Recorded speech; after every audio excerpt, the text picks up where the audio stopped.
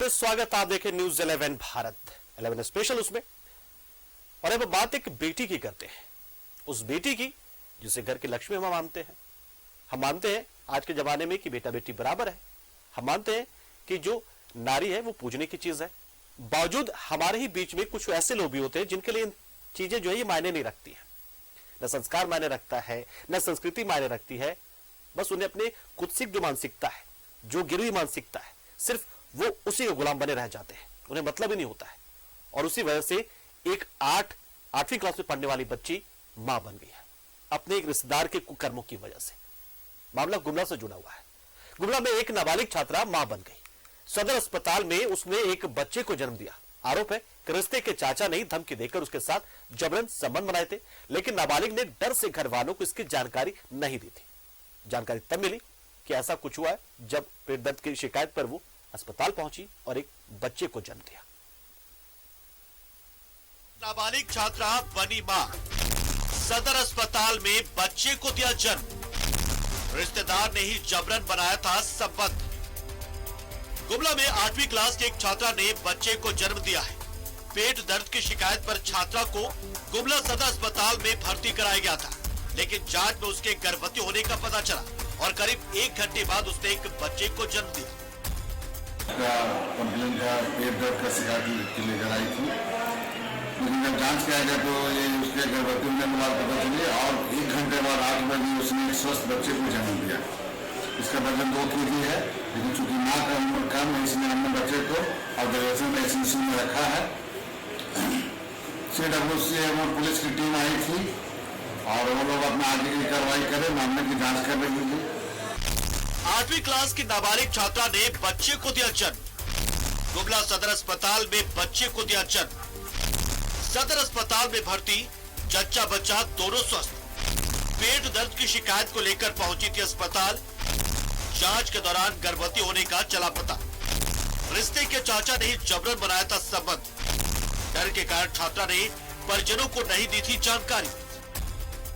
छात्रा की मां बनने की सूचना पर CWC और पुलिस सदर अस्पताल पहुंची और पूरे मामले की जानकारी दी, जिसके बाद आरोपी के खिलाफ थाने में मामला दर्ज कराया गया। वही छात्रा फिलहाल पढ़ना चाहती है और बच्चे को अपने पास रखना नहीं चाहती। नाबालिग से पूरे घटना की जानकारी ली गई और उनकी स्वास्थ्य की स्थिति की जानकारी ली गई, जहां नाबालिग एवं नवजात शिशु स्वस्थ पाया गया। फिलहाल बच्चे को ICU में रखा गया है। समिति अपने संरक्षण में लेते हुए मामला दर्ज की और संबंधित थाने में मामला दर्ज कराई गई। छात्रा आवासीय स्कूल में पढ़ती है। पिछले साल अगस्त में ही उसने स्कूल में दाखिला लिया है, लेकिन स्कूल में नामांकन से पहले ही उससे दुष्कर्म हुआ था। दुष्कर्म का आरोपी चाचा शादीशुदा है, लेकिन धमकी देकर छात्रा का रेप करने का आरोप उस पर है। न्यूज 11 भारत के लिए गुमला से किशोर की रिपोर्ट।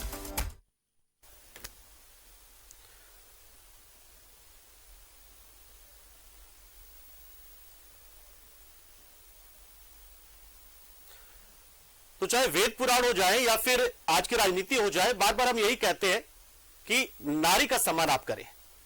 यह तो नारयन्ते पूज्यन्ते तत्र रमन्ते देवता, ये बार बार कहते हैं। ठीक है, ये वेद पुराण की बात होगी, इसको आप भूल जाइए। ये हो सकता है कि आपको जानकारी ना हो, लेकिन बेटी बचाओ बेटी पढ़ाओ ये तो जानते हैं आप।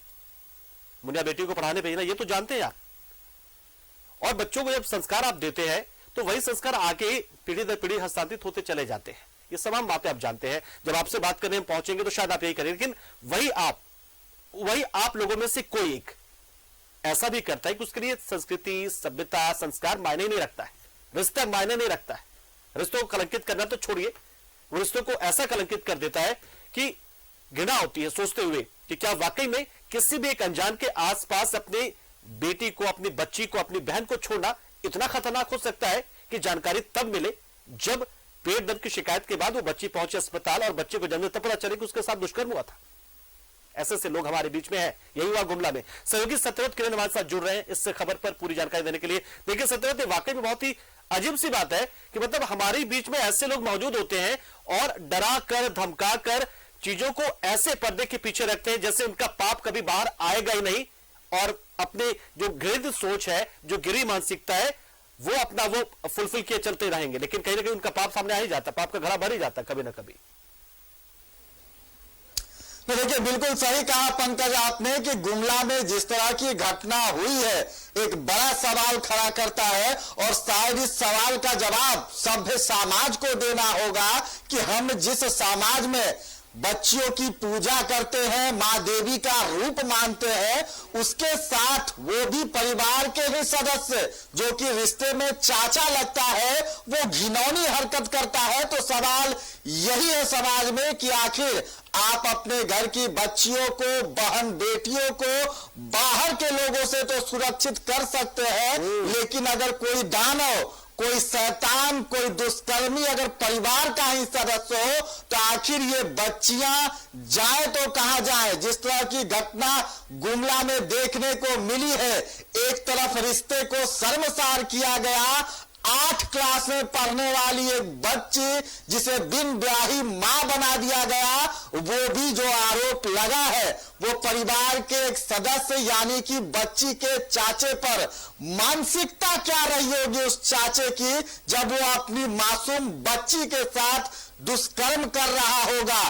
तो सवाल जरूरी है और अब समाज को तलाश करना होगा कि हम जिस सभ्य समाज की कल्पना करते हैं, जहां बड़ी बड़ी बातें करते हैं, वहां बच्चियों के साथ आज भी ऐसी घिनौनी हरकतें हो रही हैं। जरूरत है, एक पत्रकार होते हुए यह बात मुझे नहीं बोलना चाहिए पंकज, लेकिन ऐसे दरिंदों को शायद सरिया कानून की तरह जो है वो सजा देने की जरूरत है, तब जाकर आने वाले समय में कोई भी हमारे घर की मासूम बच्चियों के साथ ऐसी हरकत नहीं करेगा। समाज में हम ऐसी बच्ची, आप समझिए कि 8 कक्षा में पढ़ने वाली जो एक बच्ची है जिसे लोग पूजा करते हैं, जिसे देवी का रूप मानते हैं, उसके साथ भी हैवानियत करते वक्त शायद उस चाचा के जो है उसे रहम नहीं आया होगा। फिलहाल बच्ची जो है वो गुमला सदर अस्पताल में उसका इलाज चल रहा है, और इस पूरे घटना को आप देखें तो कहीं ना कहीं बच्ची डरी हुई थी। जिस वक्त बच्ची के साथ दुष्कर्म किया, उसके अपने ही चाचा ने उस पर दबाव डाला कि वो अपने परिवार के लोगों को इस पूरे घटना की जानकारी नहीं देगी। अचानक बच्ची के पेट में दर्द होता है, परिवार के जो सदस्य हैं वो उसे गुमला सदर अस्पताल लेकर पहुंचते हैं। बच्ची का जांच किया जाता है और जांच में यह पाया जाता है कि बच्ची गर्भवती है। उसी वक्त परिवार के सदस्य खुद जो चिकित्सक इलाज कर रहे थे वो हैरान हो जाते हैं कि आखिर 8 क्लास में पढ़ने वाली एक बच्ची गर्भवती कैसे हो जाती है, बिन ब्याही मां कैसे बन जाती है, और कुछ घंटे बाद ही उस बच्ची का प्रसव कराया जाता है। बच्ची जो है वो एक खुद बच्चे को जन्म देती है। बच्ची से बातचीत हुई हमारे स्थानीय जो संवाददाता है गुमला के, उनसे उन्होंने बच्ची ने कहा कि वो आगे पढ़ना चाहती है, और कुछ दिनों पहले ही बच्ची का नामांकन हुआ था। आवासीय जगत में बहुत सारे जो फैकल्टीज है वहां भी जाते रहते हैं आप, कई विभागों को आप हमेशा जो है कवर करते रहते हैं। क्या मतलब इसके पीछे कोई मनोविज्ञान भी होता है या फिर ये एक मन सैकु है, एक बस है, ये क्या इसके पीछे मतलब क्या होता होगा? ऐसे लोग, वो तो गनीमत की रही कि बच्ची का गर्भ ठहरा तो जानकारी उसके पाप जो है वो सामने आया, वरना शायद पता भी नहीं चलता किसी को, डरा कर धमका कर काम चलते रहता। क्या मानसिकता ऐसी हो जाती है? मनोविज्ञान भी इसके पीछे होता है क्या कुछ? नहीं, देखिए बिल्कुल सही कहा आपने पंकज की मानसिकता, घिनौनी मानसिकता, और शायद ऐसे घिनौने मानसिकता वाले लोगों की जगह हमारे सभ्य समाज में नहीं है। जिस चाचा पर यह आरोप लगा है वो पहले से शादीशुदा है, बावजूद अपनी बच्ची के उम्र की अपनी भतीजी के साथ दुष्कर्म करता है। ऐसे मानसिकता वाले लोगों को शायद इस सभ्य समाज में रहने की जरूरत नहीं है। फिलहाल CWC ने इस पूरे मामले को संज्ञान में ले लिया है। चिकित्सकों ने इस बात की जानकारी जिला प्रशासन के लोगों को दी, पुलिस में जो है वो मामला दर्ज कर लिया गया है। लेकिन सवाल वही उठता है कि ऐसे मानसिकता वाले व्यक्ति को सिर्फ दुष्कर्म की सजा नहीं मिलनी चाहिए, बल्कि उसने जिस रिश्ते को घिनौना बनाया है, जिस रिश्ते को तार तार किया है, जिस रिश्ते में एक बच्ची जिसके चाचा उसकी रक्षा करते हैं, वही वही रक्षक अगर भक्षक बन जाता है तो ऐसे लोगों को कड़ी से कड़ी सजा मिलनी चाहिए, ताकि यह मैसेज समाज के दूसरे लोगों में जाए कि बहू बेटियों की रक्षा करना हम मनोविज्ञान काम कर रहा होगा उसकी मानसिकता के पीछे।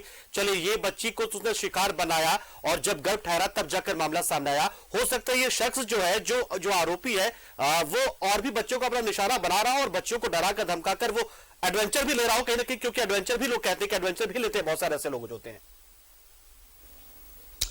तो देखिए बिल्कुल सही कहा आपने पंकज। आप देखेंगे सड़कों पर खुलेआम जो है उस तरह के लोग घूमते हैं, लेकिन ऐसे लोगों को आप पहचान नहीं सकेंगे। लेकिन जिस तरह की घटना घटी है, जब उसके बाद अगर कोई व्यक्ति चिन्हित होता है जिस चाचा पे यह आरोप लग रहा है, वैसे व्यक्ति को अगर सजा दी जाती है तो शायद इसका एक बड़ा मैसेज समाज में जाएगा। मैंने आपको बताया कि आप ऐसे लोगों की पहचान नहीं कर सकते हैं। जरूरी है कि जो अभिभावक है वो अपने घर की बच्चियों को सुरक्षित रखे, क्योंकि कई बार ऐसा होता है कि घर में जो बच्चियां हैं लोग कल्पना नहीं कर पाते हैं। मैंने आपको बताया कि जिनके जिम्मे बच्चियों का रक्षा करना है, अगर परिवार के वैसे सदस्य ही अगर भक्षक बन जाएंगे तो सवाल यही है कि सही कहा आपने सत्यव्रत, ऐसे लोगों को पहचाना तो नहीं जा सकता, लेकिन जब ऐसे लोगों की पहचान हो जाए तो इनका पहचान को उजागर करना चाहिए और सजा ऐसी मिलनी चाहिए कि ऐसा करने की सोचने वालों की रूह कांप जाए। 10 बार वो सोचिए कि अगर वो पकड़ में आए तो उसके साथ क्या होगा। शुक्रिया आपका, हमारे साथ जुड़े आप और जानकारी आपने दी सत्यव्रत हमारे साथ जुड़ते हुए। और देखिए जो पिता होता है, पिता के समान वो है, चाचा है वो, उसने अपने बच्चे के साथ क्या किया है। तो ये आज का समाज हमारा बनता चला जा रहा है। ऐसे लोगों को के नाम उजागर होते जाने चाहिए, ऐसे लोग के सामने आते जाना चाहिए, छुपाया नहीं जाना चाहिए। किसी भी परिवार में अगर ऐसा हो रहा हो तो उसे आप छुपाइए नहीं।